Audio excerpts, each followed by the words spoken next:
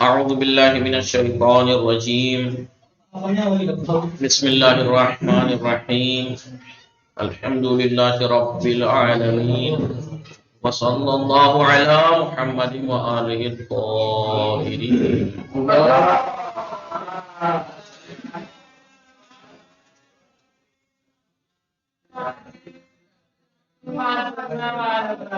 خیریت سے آپ سب لوگ افنان وسیم تو یہ کدھر ہے؟ جوہر غازی عباس جون، آپ لوگ ٹھیک ہیں جی؟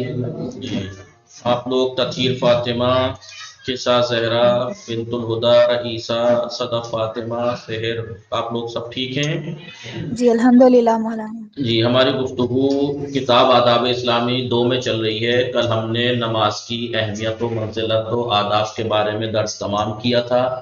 آج ایک نیا درس شروع ہوگا قرآن مجید کی فضیلت کے بارے میں. 25واں درس قرآن مجید کی فضیلت کے بارے میں. قرآن مجید کی کتنی فضیلت ہے، کیا مقام، کیا منزلت ہے، اسی کے بارے میں یہاں بتائیں گے، تاکہ ہم ان کے قرآن کے بارے میں جان کے اس کی کیا اہمیت و فضیلت ہے، اسی اعتبار سے پھر ہم اپنی پریکٹیکلی زندگی میں قرآن کے ساتھ برتاؤ کریں جو اس کی اہمیت ہے اسی اعتبار سے. ٹھیک ہے؟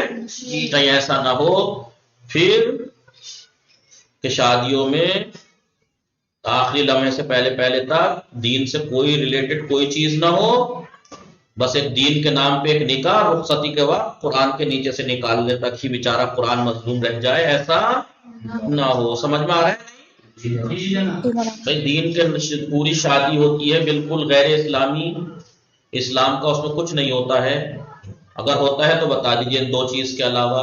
اور حالانکہ یہ نکاح ایک تو، اور دوسرا قرآن کے نیچے سے نکالنا دین تھوڑا ہی ہے. لیکن لوگ، آپ اس دن انہوں نے مثال دی تھی، کتنی اچھی مثال دی تھی مولانا نے ایک مجلس میں، کہ آپ جو ہے وہ امام بارگاہ جو بزرگوں نے پرانے زمانے میں بنائے تھے، بڑے بڑے بناتے تھے کہ آپ اپنا کوئی پروگرام کریں تو اس بابرکت جگہ پہ کریں، اپنی بیٹی رخصت کریں تو یہاں سے نکاح کر کے کریں کہ یہاں پہ مجلسیں ہوتی ہیں یا ملائکہ کا آنا جانا رہتا ہے. اب آپ کہاں شادی ہال، میرج ہال سے کریں گے؟ آپ کو یہ پتہ ہی نہیں کہ کل رات یہاں کسی اور نے پارٹی کی ہے یا شرابیں بھی پی گئی ہیں، یہاں گناہ بھی ہوئے ہیں. آپ وہاں جا کے حدیث قصہ پڑھوائیں گے اور کہیں گے برکتیں کیوں نہیں ہو رہی؟ اب بھائی اس کی کوئی مقام بھی تو ہوتا ہے، منزلت بھی تو ہوتی ہے. آپ کہیں بھی پڑھ کے کچھ بھی بیٹھ کے پڑھ لیں وہ کامیاب ہوگا جی. اور میں کہتا ہوں اس بارے میں کہ بھائی لڑکیاں گھروں سے رخصت کیجئے، بازاروں سے نہیں، ورنہ بازاروں سے رخصت کرو گے تو گھر کو بازار بنا دیں گی جی. یہ شادی ہال، یہ میرج ہال بازار ہی تو ہے. آپ کو کیا لگتا ہے آپ نے اکیلے نے وہاں شادی کی ہے؟ وہاں کسی اور نے شادی پروگرام نہیں رکھے، وہاں پہ وہاں شرابیں بھی پی جا رہی ہیں. دیکھیے بتائیے کہاں حرام کام ہو رہے نہیں ہو رہے. جن جگہوں سے نجس جگہیں بھلے ہی ویسے ظاہری طور پہ نجس نہ ہو لیکن معنوی اعتبار سے تو نجس ہیں، وہاں شرابیں بھی پی گئی ہیں، وہاں گناہ بھی ہوئے ہیں، حرام کاریاں ہوئی ہیں. اور اب آپ ایک مومن کے نام پہ وہ ہماری بیٹی کی شادی ہے، چلیے اب شادی ہال ہوں گے، اس میں جو ہے وہ جا کے کیا ہوگا، پھر وہاں نکاح ہوگا، وہاں کسی کی سا ہوگی، وہاں رخصتی ہوگی، اور باقی سارے کام غیر اسلامی ہوں گے. اور پھر کہیں گے ہم نے شہزادی قبول فرمایا، اللہ قبول فرمایا ہماری بیٹی، اللہ ہماری بیٹی کا نصیب اچھا کرنا. بھائی تم کہاں بیٹھ کے کیا کر رہے ہو جی؟ ٹوائلٹ میں بیٹھ کے آپ ہر کام کر لیتے ہیں، کیوں نہیں کرتے ٹوائلٹ میں بیٹھ کے؟ کیونکہ آپ کو معلوم ہے کہ اس کا مقام نہیں ہے یہ مقام. تو آپ ٹوائلٹ کے نام پہ سن کے تو آپ کو بہت لوگوں کو منہ بن جاؤ گے، گھن آ گئی ہوگی. شراب کا سن کے تو نہیں آتی لوگوں کو کہ وہاں شراب بھی پی گئی تھی شادی منڈپوں میں جہاں پہ میرج ہال بک کیے جا رہے ہیں. بتائیے کون سا ایک بتا دیجیے آپ مجھے کہ یہاں پہ حرام کاری نہیں ہوئی ہوگی، میں گارنٹی لے رہا ہوں. بتائیے جی. نہیں ہو سکتا ہے. ناممکن ہے. پھر وہاں جا کے آپ حدیث قصہ پڑھوائیں، حدیث قصہ کی بھی توہین ہے یا نہیں ہے جی؟ توہین جی ہے یا نہیں ہے. ہے؟ دنیا کہتی ہے ہونا چاہیے بیٹیوں کو گھر سے رخصت کرو نا، اب بازاروں سے رخصت کر رہے ہیں. پھر امید کر رہے ہیں اللہ سے اور معصومین سے امید لگائے ہیں. बुजुर्गों ने ऐसे ही थोड़ी इमाम बारगाहें बड़ी बनाई थी जी। अभी अभी इमाम बारगाह में आपको कोई प्रोग्राम करना पड़ जाए मजलिस, इमाम बारगाह के जो मुतवल्ली है वो कह दें कि जरा साफ सफाई के नाम का कुछ दे दो, तो बड़ी मुश्किल तो निकलेंगे नहीं, जब तक कोई कहेगा नहीं, खुद से नहीं देंगे, बड़ी मुश्किल से निकलेंगे भी तो कितने 100 रुपए 200 ज्यादा 500 का नोट। और शादी मंडपों में, और उसमें इमाम बारगाह में शादी भी हो सकती थी, शादी हो सकती थी, निकाह हो सकता था, और अगर आपने वहां करा भी ली या पहले जो कराते थे कराई भी होंगी तो बड़ी मुश्किल से 500 रुपए देते होंगे जी। और अब लाखों लाखों के शादी हॉल हो जाते हैं, वहां एकदम निकाल के देते हैं बगैर चूचरा के। इमाम बारगाह के नाम पर सिर्फ 500 रुपए। नजीब जगहों के लिए आपके लाखों लाख भी मौजूद है आपके पास है? मालदार हैं आप, आपके पास पैसा है, तो क्या ये वाले काम करके पता लगेगा कि आप मालदार हैं? गरीबों के काम आ जाइए, आपके पैसा ज्यादा उछल रहा है तो किसी जरूरतमंद बेटे की कारोबार करा दीजिए, किसी लड़की की शादी करा दीजिए, किसी का कुछ काम करा दीजिए, तो नहीं पता लगेगा। अल्लाह क्या, अल्लाह पे इतना भरोसा नहीं है कि अल्लाह इतना कादिर है कि आपको इसमें भी इज्जत और शोहरत दे देगा? या सिर्फ मंडपों पे लुटा लुटा के भाई हमने मैरिज हॉल उसने 30,000 1 लाख का किया था एक रात के लिए, हम 5 लाख वाला करेंगे, ऐसे मालदारी दिखती है जी। तो मैं यही कह रहा हूं आप लोगों से, खास करके इस तरीके के दुरूस में घर में स्पीकर ऑन करके बैठा कीजिए, ताकि घर में भी जो लोग हैं सुने, वो मर्द हैं वो सुने, देखें, उन्हें सुनाएं, दिखाएं। क्यों नहीं समझ में आ रहा है अभी? वैसे आपसे कहिए, आपको ऐसा लगेगा व्हाट्सएप स्टेटस पे नंबर तमाम शियों के सेव कर लीजिए अपने मुल्क के, हर एक के स्टेटस पे लगेगा इससे बड़ा दीनदार कोई नहीं है और इससे बड़ा कोई अच्छा सोचने वाला नहीं है। शादियों में ये बुरा हो रहा है, फला में ये बुरा हो रहा है, और यूं हो रहा है वो हो रहा है, लेकिन घर में खुद शादी करेगा तो वही करेगा। बात तो सही है।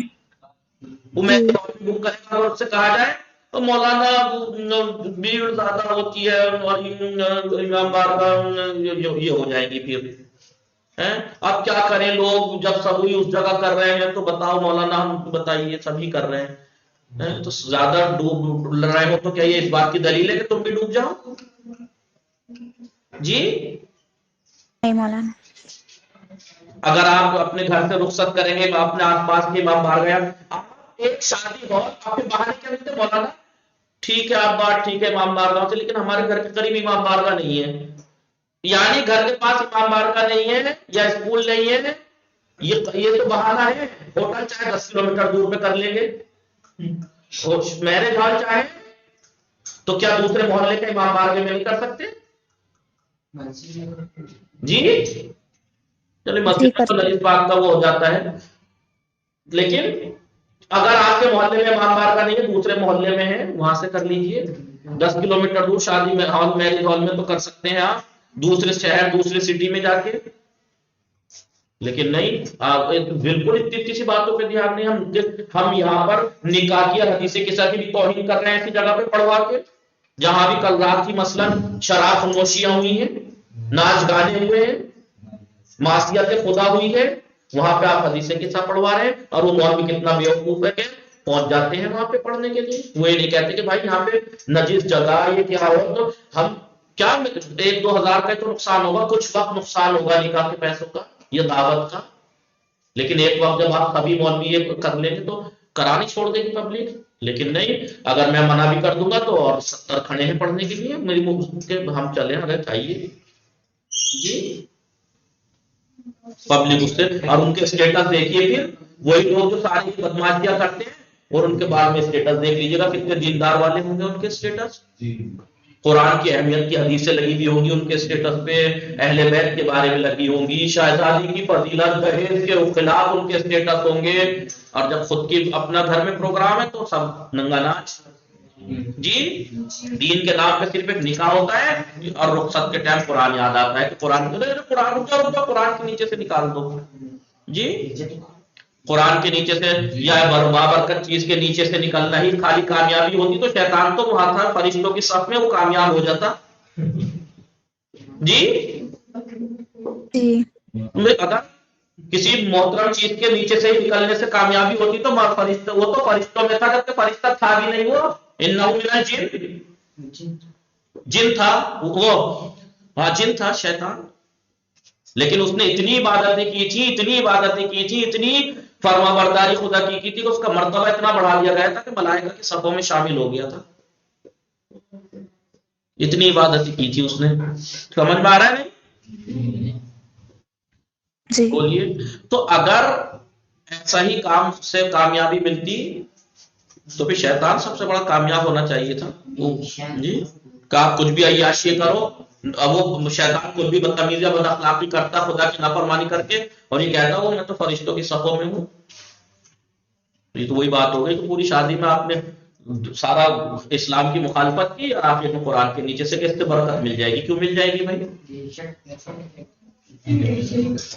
तो कुरान की अजमतों को समझिए। कुरान सिर्फ दुल्हन को रुखसत करने के लिए नहीं है, सिर्फ मुसाफिर को घर से निकलते टाइम, घर से सफर से निकलने के लिए, बेटा घर से निकल रहा है, माँ खाली इसी के लिए नहीं है। कुरान को हमने इतना सा बना दिया, कुरान का हमने यही समझा कुरान क्या है, ये शिफा सुदूर, दिलों के लिए वो शिफा है। कुरान शिफा है, उसकी अजमत जब आप यहाँ पढ़ेंगे, फिर भी अगर पढ़ने के बाद अगर कुरान की अजमतें ना समझा सके, ना घर वालों को, ना अपने आप, तो फिर कितना अफसोस होगा कि फिर आप किसी शादी में जाएंगे अपने करीबी की, अपने घर में ही किसी की शादी बहन की या भाई की, फिर वहां पर गलत होते हुए देख के और खामोश है आप, तो फिर ये बहाना लेके वो अपने मौलाना मेरी कौन सुनता है, ना सुनता, तो इसका मतलब आप बोलो ही मत। खुदा के आगे ये जवाब दे सकते हैं आप लोग। खुदा के यहाँ जाके कहना, ये तो कहना चाहिए कि खुदा अल्लाह मैंने कहा था, मैंने अपना हक अदा किया था, जितना मुझे हक था उतना मैंने किया, अब नहीं किया इन्होंने अमल तो इनकी ये पकड़े जाएंगे। लेकिन वहां सब पकड़े जाएंगे, तुमने कहा ही था, कोशिश कब की तुमने बताने की? और जो लोग बनवाना जानते हैं, बताना जानते हैं, उनके यहाँ कभी नहीं हो सकता है। बात बात मनवानी आनी चाहिए। आप अपना मिलाद मियार बनाइए ऐसा कि अगर आप कोई बात कह रहे तो लोगों की हिम्मत ना हो फिर कि हाँ भाई ये बंदा ठीक कह रहा होगा, इसकी मुखालफत नहीं करनी चाहिए। ठीक है जी। लिखे मौल हैं वो इन शादियों में एकदम चले जाते हैं, सब गलत होते हुए देखते रहेंगे, अलग बैठे रहेंगे। क्यों भाई, क्यों बैठे हैं आप अलग? दीन ने क्या मौलवी को जिम्मेदारी दी है कि आप अम्र बिल मारूफ करो? या कुरान में क्या लिखा है? अम्र बिल मारूफ की आयत पढ़ी है आपने? कुंतुम खैरा उम्मती मुखरिजत लिन्नास तामुरुना बिल मारूफ व तनहौना अनिल मुनकर व तुमिनुना बिल्लाह। तुम बेहतरीन उम्मत क्यों हो? इसी वजह से हो कि तुम लोगों को नेकी का हुक्म देते हो। तो क्या वहां पे मौलवी लगा हुआ है कि मौलवी को देना चाहिए हुक्म, या मौलवी को अमल करना चाहिए अच्छाइयों पे, फिर बुराइयों से रोकना चाहिए, या सबकी जिम्मेदारी है? आप मुंह खोलने में तो पब्लिक का बड़ा आसानी से मुंह खोल देते हैं, मुल्ला कटेंगे और मुल्ला यूं होंगे और मुल्ला यूं और मुल्ला यूं।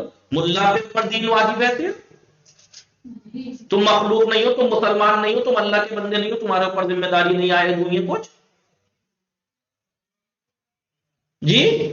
और अगर मुल्ला कटेंगे, जैसे ये गलत रिवायतें घर के फैला दिए, मुल्ला कटेंगे, इतने मुल्ला कटेंगे, इमाम के हाथ से ये कटेंगे, तो आवाम तो उससे ज्यादा कटनी चाहिए। मुल्ला तो जिन्हें कितनी एहतियात करते हैं, कितनी जगह कितनी एहतियात करते हैं। मुल्ला तो ये ठीक है, तुम अल्लाह पूछेगा तुमने सीखा था, तो तुम तो ये भी नहीं कहोगे हाँ मैंने सीखा था। दीन तो सीखना सब पे वाजिब था। उतलुबुल इल्मा मिनल महदी इलल लहद, अहकाम सीखना तो सब पे फर्ज था। ये तो और तारीफ की बात हुई कि इस बंदे ने, इतने बंदों में से इस बंदे ने जाके अपने दीन सीखा, तो ये अच्छाई की बात की इसने, अब गलत किया। पकड़े तो वो जाएंगे कि जिनको सबके लिए हदीस थी, सबके लिए इल्म के ऊपर कहा गया था, लेकिन कुछ ने पढ़ा और उन्हें नहीं पढ़ा। क्यों नहीं पढ़ा जी? वो गलत गलत मुल्ला कटेंगे। कमाल की बात ये, इमाम जमाना को पढ़िए तो सही। एक इमाम अपनी उम्मत से कितनी मोहब्बत करता है, आप कोई सोच नहीं सकता। इमाम के बारे में यह है कि जब वो ज़ुहूर करेंगे तो एक सब जगह तबलीग करेंगे, तो एक ईसाइयों का या यहूदियों का कोई ग्रोह आपसे जंग के लिए निकलेगा। आपको रास्ते में पता लगेगा कि मुझसे जंग करने आ रहा है, रास्ता बदल के चले जाएंगे कि इस टाइम मेरी बात इनका असर नहीं करेगी, रास्ता बदल के चले जाएंगे और जगह। फिर बाद में जब लगेगा कि तब आएंगे, तब उन्हें नसीहत करेंगे। रिवायत में है कि बड़ी मुश्किल से तलवार उठेगी इमाम की, बड़ी मुश्किल से। इमाम अपनी उम्मत को कत्ल नहीं कर सकता ماں کتنا بھی بگڑا ہوا بیٹا ہو معاف کرتی ہے، کتنا بھی اولاد بگڑ جائے معاف کر سکتی ہے یہ کام؟ نہیں مولانا۔ تو پھر امام سے کیسے امید ہے کہ وہ، اور وہ بھی ان لوگوں کو کاٹ دیں جو ان کے دین کی تبلیغ کرتے ہیں زندگی بھر؟ مولوی کچھ غلطیاں ہوئی ہوں گی، گناہ ہوئے ہوں گے، تو دنیا کے گناہ معاف ہو سکتے ہیں پھر برے برے، کیا مولوی کے نہیں ہو سکتے اگر اس سے کچھ غلطی ہوئی ہوگی تو؟ یہ جو بے عقلی کی باتیں پھیلا دی اور دنیا مان لیتی ہے 70,000 ملا کٹیں گے مولا کی تلوار سے اور اتنے مولویوں کو کاٹیں گے، وہ تو یہودیوں عیسائیوں کو نہ کاٹنے کے، کیوں؟ کیونکہ ان کا مقصد قتل غارت تھوڑا ہی ہے۔ جی قائم بالقسط، وہ حکومت اسلامی قائم کریں گے، تبلیغ کریں گے، نصیحت کریں گے جی، اور وہ لوگ چلیے، تو لہذا قرآن کی فضیلت کو سمجھیے۔ یہ قرآن کی فضیلت خالی مسلمانوں مولویوں پہ فرض ہے کہ مولوی سیکھیں جانیں؟ آئیے قرآن مجید کی فضیلت، پیغمبر اکرم صلی اللہ علیہ وآلہ وسلم نے ارشاد فرمایا ہے فضل القرآن علی سائر الکلام، قرآن کی فضیلت باقی تمام کلام کے اوپر ایسی ہی ہے جیسے کفضل اللہ علی خلق، جیسے اللہ کو اپنی مخلوق پر فضیلت اور برتری حاصل ہے۔ کتنی برتری حاصل ہے خدا کو مخلوق کے اوپر؟ بس اسی کو تو فضیلت ہے، ٹھیک ہے؟ تو قرآن کو بھی اور باقی کلام کے اوپر اتنی ہی بڑی فضیلت حاصل ہے۔ قرآن مجید کو ہر کلام کے اوپر وہی فوقیت اور برتری حاصل ہے جو فوقیت خداوند عالم کو اپنی مخلوق پر حاصل ہے۔ لہذا قرآن کو سمجھیے، اس کی عظمت کو سمجھیے، دین کو سمجھیے، خالی اسٹیٹس تک نیک اور مومن مت بنیے، پریکٹیکلی بھی مومن بنیے جی، پریکٹیکلی بھی بنیے۔ ہم سوچتے نہیں کہ ہم کہاں پہ کر رہے ہیں اور کیا کر رہے ہیں، ہم یہ نہیں پتا کہ کل رات میں شرابیں بھی پی گئی ہوں گی اور ہم وہاں حدیث قصہ کرا رہے ہیں بیٹھ کے، جہاں نجس پاک کا خیال نہیں ہو۔ اسلام کیا کہہ رہا ہے کہ پاکی دین ہے، پاکی کا خیال رکھو، نجس نہ کھاؤ، نجس نہ کرو، اور وہاں پہ سارا، وہاں پہ آپ کو کیا لگتا ہے وہاں سارے اس میں ریسٹورینٹ میں یا اس میں میرج ہال میں سب پاک ہے؟ آپ پاک نہیں، نجس کی گارنٹی لے سکتے ہیں، پاک کی نہیں لے سکتے آپ، کیونکہ آپ کو معلوم ہے، سب کو معلوم ہے وہاں کیا ہوتا ہے اور کون ہوتے ہیں۔ نجس نجس جگہ سے، نجس حالات میں آپ کیسے امید کر سکتے ہیں وہاں برکت آئے گی؟ قرآن اور حدیث، روایات اور حدیث قصہ کی بھی توہین ہے وہاں پہ پڑھنا۔ آپ نے یہ بھی فرمایا القرآن و غنن، قرآن ایک ایسی دولت ہے لا غنا دونہ، جس سے بے نیازی ممکن نہیں ہے، ولا فقر بعد، اور اس کے بعد کوئی پھر قرآن جسے مل جائے پھر فقر نہیں ملتا اسے، اس کے بعد کوئی چیز نہ، کوئی اس کے بعد فقر ہے۔ قرآن مجید ایسی دولت ہے جس سے بے نیازی ممکن نہیں ہے، اور نہ ہی اس کے مل جانے کے بعد کوئی فقر رہ جاتا ہے، فقیر۔ تو آپ یہ بھی فرماتے ہیں پیغمبر اکرم اصدق القول، سب سے زیادہ سچا قول، وہ ابلغ الموعظہ، سب سے زیادہ اتر جانے والی نصیحت، بلیغ نصیحت، واحسن القصص، بہترین قصہ داستان جو بیان جس میں ہوئی وہ اللہ کی کتاب ہے، سب سے سچا کلام، بلیغ ترین موعظہ، اور سب سے حسین داستان کتاب خدا ہے۔ سمجھ میں آ رہا ہے آپ لوگوں کے یا نہیں؟ جی آقا۔ ٹھیک۔ حضرت علی علیہ السلام نے فرمایا علیکم بالقرآن، تم پہ قرآن سیکھنا واجب ہے، فاتخذوہ، دیکھیے کسے کہا یہاں پہ مولوی لکھا ہوا ہے کہیں کو جی؟ تب قرآن پر مجید کا تمہیں خیال رہے، فاتخذوہ، لہذا اسے لے لو امامن قائدن، یعنی اسے اپنا امام بنا لو، اپنا قائد اور اپنا رہبر بنا لو جی۔ اسی طرح آپ نے یہ بھی فرمایا بسم اللہ الرحمن الرحیم اعلموا، جان لو، لوگو ایس لوگو جان لو، انہو لیس علی احد بعد القرآن من فاقۃ، قرآن کے بعد کسی کے لیے کوئی فاقہ نہیں ہے جی، یعنی قرآن کے بعد، یعنی قرآن سمجھنے کے بعد، مل جانے کے بعد کوئی انسان فاقہ کش نہیں رہ سکتا، اسے فاقہ نہیں ہو سکتا اگر قرآن کو وہ سمجھتا ہے تو۔ وَلَا لِأَحَدٍ قَبْلَ الْقُرْآنِ، نہ ہی قرآن سے پہلے کسی کو کوئی بے نیازی ہے، کوئی دولت بے نیازی نہیں ہے۔ فَاسْتَشْفُوهُ مِنْ أَدْوَائِكُمْ، شفا طلب کرو اپنے دردوں کی، اس سے قرآن سے، قرآن سے اپنے کیا کریں، اپنے دلوں کو، اپنے بیماریوں کو، اپنے بیماریوں کی شفا طلب کرو. عبدال مولانا بیمار ہیں، علاج کر کر کے تھک گئے، آئیے قرآن سے شفا طلب کیجئے. وَاسْتَعِینُوا بِهِ، اس سے مدد حاصل کیجئے. عَلَىٰ آبَائِکُمْ، جی اپنی سختیوں میں اس سے مدد طلب کیجئے. فَإِنَّ فِيهِ شِفَاءٌ مِّنْ أَكْبَرِ الدَّوَاءِ، اس لیے کہ اس کے اندر سب سے بڑی بیماری، اکبر الدَّاء، سب سے بڑی بیماریوں کی شفا ہے اس میں. وہ کیا ہے سب سے بڑی بیماری؟ دنیا میں سب سے بڑی بیماری اگر کوئی ہے تو کیا ہے وہ؟ کفر، نفاق، ضلالت، گمراہی، بغاوت. ان سے بھی شفا ہے قرآن مجید میں.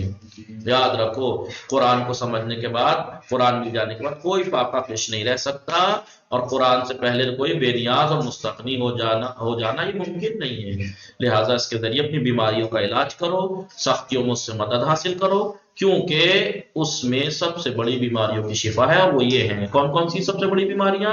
کفر، نفاق، بغاوت، گمراہی. سمجھ میں آیا آپ لوگوں کو؟ نہیں؟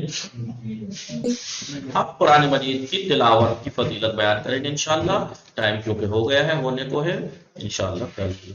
امید ہے کہ آپ لوگ میری باتوں کو سمجھے ہوں گے اور سمجھ کے اس پر عمل کرنے کی کوشش کریں گے، اور جہاں ممکن ہو سکے وہاں لوگوں سے اس کو سمجھانے کی کوشش خود بھی کریں گے اور انہیں بھی سمجھانے کی کوشش کریں گے. ٹھیک ہے؟ لوگوں کو ریلائز کرائیے کہ آپ کہاں کر رہے ہیں، کیا کر رہے ہیں. ذرا تو خیال رکھیے، ذرا تو خیال رکھیے. ایک غیر مسلم کو کہا جائے یہ قرآن ہے، اسے سونپ دیا جائے، پکڑا دیا جائے نا، وہ بھی خیال رکھے گا کہ مجھے کہاں سے بچانا ہے. اور ہم مسلمان ہو کے نجس جگہوں پہ لے جاتے ہیں. وہ بھی خیال رکھ لے گا کہ بھائی یہ کسی مذہب کی پاک و پاکیزہ کی ترین کتاب ہے، مقدس کتاب ہے، اس کی بھی کوئی عظمت ہے. اس کو ہر جگہ نہیں رکھنا ہے مجھے، اس کو ہر طرح سے نہیں چھونا ہے مجھے، اس کو کہیں بھی نہیں لے جانا ہے. وہ بھی خیال رکھے گا. شرم کی بات ہے کہ ہم اس کا خیال نہ رکھ سکیں، کہ ہم نجس جگہوں پہ لے کے جائیں قرآن کو. وصلی اللہ علی محمد وآلہ الطاہرین. اللهم صل على محمد وعلى آله